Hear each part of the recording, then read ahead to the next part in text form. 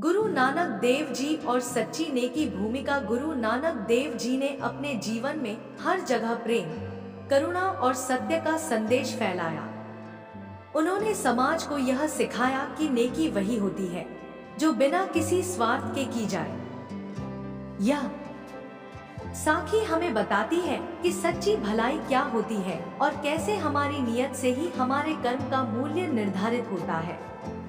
दान की महिमा। एक बार गुरु नानक देव जी अपने शिष्यों के साथ एक गांव पहुंचे। वहां के लोग उनके दिव्य ज्ञान से प्रभावित थे और उनकी शिक्षाओं को सुनने के लिए उमड़ पड़े। गांव में दो प्रसिद्ध व्यक्ति रहते थे। एक सेठ हरिदत्त, जो बहुत धनी व्यापारी था और लोगों के बीच अपनी उदारता के लिए जाना जाता था। दो भाई जीवन, जो एक साधारण किसान था लेकिन अपनी सच्चाई और सेवा भाव के लिए पहचाना जाता था। सेठ हरिदत्त ने अपनी दानवीरता को दिखाने के लिए गांव के लोगों के सामने घोषणा की, मैं रोज 100 सोने की मुद्राएं दान करता हूँ ताकि लोग मुझे दयालु और धर्मपरायण समझें। वहीं दूसरी ओर भाई जीवन ने चुपचाप जरूरतमंदों की सेवा की। वह खेतों में काम करके जो भी कमाता उसमें से थोड़ा सा हिस्सा गरीबों को दे देता, लेकिन कभी इसका दिखावा नहीं करता। गुरु नानक देव जी की परीक्षा। गुरु नानक देव जी ने दोनों की परख करने का निश्चय किया। उन्होंने दोनों को बुलाया और कहा, मैं चाहता हूँ कि तुम दोनों एक एक रोटी मेरे लिए लाओ, लेकिन एक शर्त है, तुम्हें यह रोटी अपनी पूरी मेहनत और ईमानदारी से कमाई हुई वस्तु से बनानी होगी। दोनों ने सहमति जताई और अपने अपने घर चले गए। सेठ हरिदत्त की रोटी। सेठ हरिदत्त ने अपने नौकरों से कहा, गुरु जी के लिए सबसे अच्छी रोटी बनाओ। उसने अपने खजाने में से सोने की मुद्राओं में से कुछ निकालकर बाजार भेजे और सबसे शुद्ध घी, आटा और महंगे मसाले मंगवाए। थोड़ी ही देर में रोटी तैयार हो गई। उसे सोने की थाली में सजाकर सेठ हरिदत्त खुशी खुशी गुरुजी के पास ले आया और बोला, गुरुजी, यह मेरी मेहनत की कमाई से बनी रोटी है, कृपया इसे स्वीकार करें। गुरुजी मुस्कुराए और बोले, अच्छा, मैं इसे बाद में देखूंगा। पहले मैं भाई जीवन की रोटी देखना चाहूंगा। भाई जीवन की रोटी। उधर भाई जीवन के पास धन संपत्ति तो नहीं थी, लेकिन उसने खुद अपने खेत में काम किया, गेहूं पिसा और अपने हाथों से रोटी बनाई। वह साधारण थी, बिना घी के बनी हुई, लेकिन उसमें उसकी मेहनत और सच्चाई थी। भाई जीवन गुरुजी के पास पहुंचा और बड़ी श्रद्धा से रोटी उनके चरणों में रख दी। गुरु नानक देव जी ने दोनों रोटियों को अपने हाथ में लिया और एक विशेष तरीके से परखने लगे। उन्होंने पहले सेठ हरिदत्त की रोटी को उठाया और उसे दोनों हाथों से निचोड़ा। रोटी से खून टपकने लगा। यह देखकर सब लोग चौंक गए। फिर उन्होंने भाई जीवन की रोटी को उठाया और उसे निचोड़ा। रोटी से शुद्ध दूध टपकने लगा। लोग आश्चर्यचकित थे। सच्ची भलाई की पहचान। सेठ हरिदत्त ने भयभीत होकर पूछा, गुरुजी, यह कैसे संभव है? मेरी रोटी से खून क्यों टपक रहा है? गुरुजी ने शांत स्वर में कहा, तुम्हारी रोटी भले ही महंगी चीजों से बनी हो, लेकिन इसमें दिखावे और अहंकार की मिलावट है। तुमने दान इसलिए दिया ताकि लोग तुम्हारी प्रशंसा करें, न कि सच्चे मन से सेवा करने के लिए। यह खून उन गरीबों का है जिनका हक तुमने छीना और उनकी मेहनत का गलत उपयोग किया। फिर उन्होंने भाई जीवन की रोटी की ओर इशारा किया और बोले, इस रोटी से दूध टपक रहा है क्योंकि यह सच्ची मेहनत और सेवा से बनी है।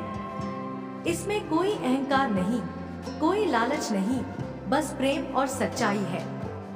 सेठ का हृदय परिवर्तन। सेठ हरिदत्त यह सुनकर बहुत लज्जित हुआ। वह गुरुजी के चरणों में गिर पड़ा और बोला, गुरुजी, अब मैं समझ गया कि सच्ची भलाई क्या होती है। मैं अब से दिखावे के लिए नहीं, बल्कि सच्चे मन से लोगों की सेवा करूंगा। गुरु नानक देव जी ने उसे आशीर्वाद दिया और कहा, नेकी वही है जो बिना किसी स्वार्थ के की जाए। जब तक मन में अहंकार और दिखावे की भावना होगी, तब तक सेवा निष्फल रहेगी। शिक्षा इस साखी से हमें यह सीख मिलती है, एक सच्ची भलाई वही होती है जो बिना किसी स्वार्थ और अहंकार के की जाए। 2. जो सेवा दिखावे के लिए की जाती है, वह सेवा नहीं बल्कि अहंकार का प्रदर्शन होती है। 3. ईमानदारी और मेहनत से कमाई गई चीज का असली मूल्य होता है। 4. धन और संपत्ति से अधिक महत्वपूर्ण हमारे कर्म और नियत होती है। निष्कर्ष, गुरु नानक देव जी ने सिखाया कि भलाई का असली अर्थ प्रेम और समर्पण से जुड़ा हुआ है।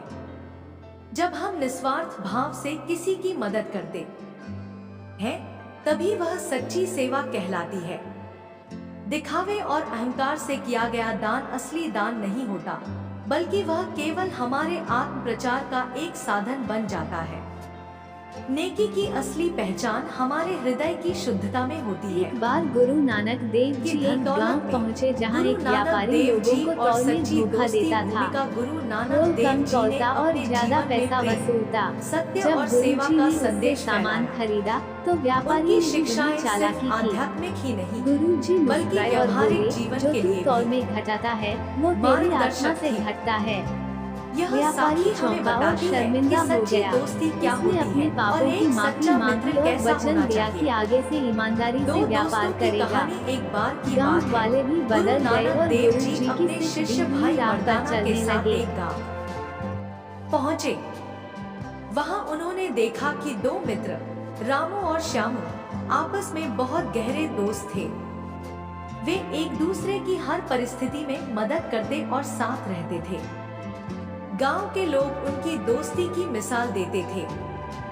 गुरु नानक देव जी ने सोचा कि क्यों न इनकी दोस्ती की परीक्षा ली जाए, ताकि यह पता चले कि यह सच्ची है या सिर्फ दिखावा। गुरु नानक जी की परीक्षा। गुरु जी ने रामू को बुलाया और कहा, तुम्हारा मित्र श्यामू बहुत अच्छा व्यक्ति है, लेकिन क्या तुम उसकी परीक्षा में सफल हो सकते हो? रामू ने कहा, गुरु जी, मैं अपने दोस्त के लिए कुछ भी कर सकता हूँ। गुरु जी मुस्कुराए और बोले, अच्छा, अगर तुम्हें कभी अपने दोस्त से धोखा मिले तो क्या तुम उसकी दोस्ती निभाओगे? रामू थोड़ा सोच में पड़ गया और बोला, गुरु जी, अगर दोस्त धोखा दे तो दोस्ती खत्म हो जाती है। गुरु जी चुप रहे और उन्होंने श्यामू को बुलाया। उन्होंने वही प्रश्न श्यामू से किया। श्यामू ने उत्तर दिया, गुरु जी, दोस्ती केवल अच्छे समय के लिए नहीं होती। अगर मेरा दोस्त गलती करता है तो मैं उसे सही रास्ते पर लाने की कोशिश करूंगा। अगर वह धोखा भी देता है तो भी मैं अपनी ओर से दोस्ती निभाऊंगा। गुरु नानक देव जी ने मुस्कुराकर कहा, अब मैं तुम दोनों की परीक्षा लूंगा। दोस्ती की परीक्षा। गुरु नानक देव जी ने दोनों को जंगल भेजा और कहा, तुम्हें इस जंगल में जाकर भोजन का इंतजाम करना है। जो सच्चा मित्र होगा वह अपने मित्र के लिए भोजन की व्यवस्था करके लाएगा। रामू और श्यामू जंगल की ओर निकल पड़े। रास्ते में उन्हें एक सरोवर मिला, जहां बहुत से पक्षी और जानवर पानी पी रहे थे, लेकिन वहां भोजन का कोई साधन नहीं था। रामू ने सोचा, अगर मैं अकेले भोजन की तलाश करूं और पहले खा लूं, तो मैं खुद को सुरक्षित रख सकूंगा। फिर जो बचेगा वह श्यामू को दे दूंगा। जबकि श्यामू ने सोचा, मुझे पहले अपने मित्र के लिए भोजन ढूंढना चाहिए। अगर मेरा मित्र भूखा रहेगा तो मुझे भी भोजन नहीं करना चाहिए। श्यामू ने मेहनत करके कुछ फल और जंगली शहद इकट्ठा किया और रामू को देने के लिए वापस लौटा। लेकिन जब वह पहुंचा तो उसने देखा कि रामू पहले ही भोजन कर चुका था और आराम कर रहा था। गुरु जी का ज्ञान। गुरु नानक देव जी ने दोनों को अपने पास बुलाया और पूछा, क्या तुम दोनों ने भोजन प्राप्त किया? रामू ने सिर झुका लिया, जबकि श्यामू ने ईमानदारी से कहा, गुरु जी, मैंने अपने मित्र के लिए भोजन इकट्ठा किया, लेकिन जब मैं पहुंचा तो देखा कि वह पहले ही खा चुका था। गुरु नानक देव जी ने रामू की ओर देखा और कहा, दोस्ती का असली मतलब यह नहीं कि हम सिर्फ सुख में साथ दें, बल्कि यह कि हम दुख में भी एक दूसरे का ख्याल रखें। जो सच्चा मित्र होता है वह पहले अपने मित्र का भला सोचता है। रामू को अपनी गलती का एहसास हुआ और उसने श्यामू से क्षमा मांगी। गुरु जी ने कहा, रामू, अब से याद रखना, दोस्ती का आधार स्वार्थ नहीं बल्कि समर्पण और प्रेम होना चाहिए। शिक्षा इस साखी से हमें यह सीख मिलती है, 1. सच्ची दोस्ती स्वार्थ से नहीं बल्कि निस्वार्थ प्रेम से चलती है। 2. जो मित्र सिर्फ अच्छे समय में साथ देता है वह सच्चा मित्र नहीं होता। 3.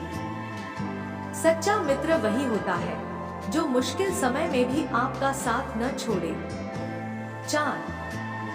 अगर कोई मित्र गलती करे तो उसे सही रास्ते पर लाने की कोशिश करनी चाहिए, न कि उसे छोड़ देना चाहिए।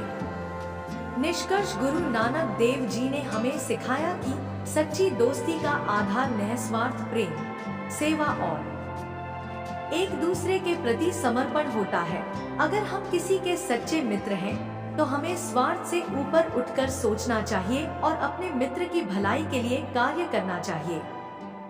दोस्ती वही जो हर परिस्थिति में साथ निभाए।